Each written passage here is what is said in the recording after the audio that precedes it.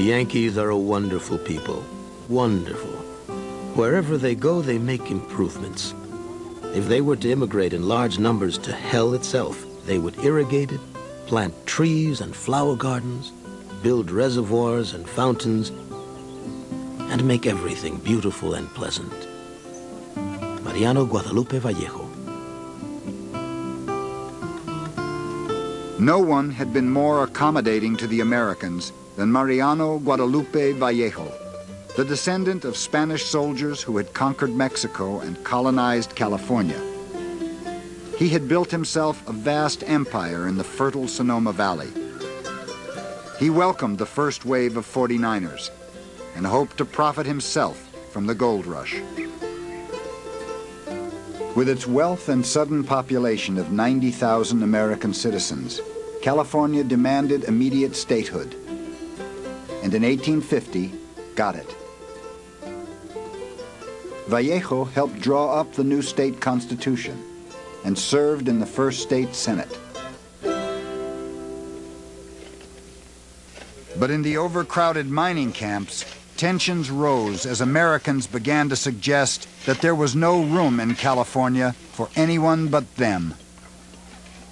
As mining became more difficult, as the claims became more difficult to find because there were more miners than there were workable claims, everyone competing and fighting for his smaller and smaller opportunity to strike it rich, you became therefore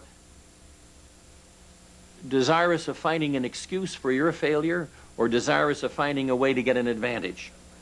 Well, one of the ways was to say, I'm an American. What are the Mexicans doing here? What are the Indians? We don't need the Indians. We can certainly get rid of them. What are the Chinese doing here? Those people shouldn't be here. This isn't their land. This is my land. This belongs to us.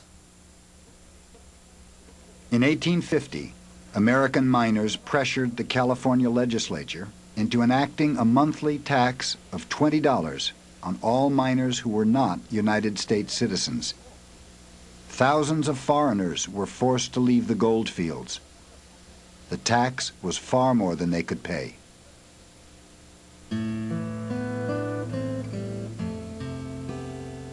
The ill will of the Yankee rabble against sons of other nations was rising. This mutual bad feeling explains the bloody hostilities and atrocities we witnessed every day in this land of gold and hope. Vicente Pérez Rosales. In the mining town of Downeyville, a Mexican woman, remembered only as Josefa, awoke to find a drunken American in her bedroom. She reached for a knife and stabbed him to death. A mob immediately seized her, and when she failed to express regret for what she had done, hanged her. It was not her guilt which condemned this unfortunate woman, one newspaperman wrote, but her Mexican blood.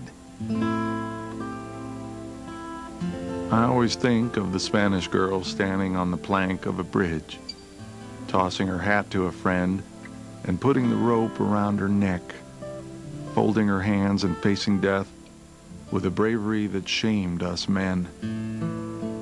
Franklin Buck.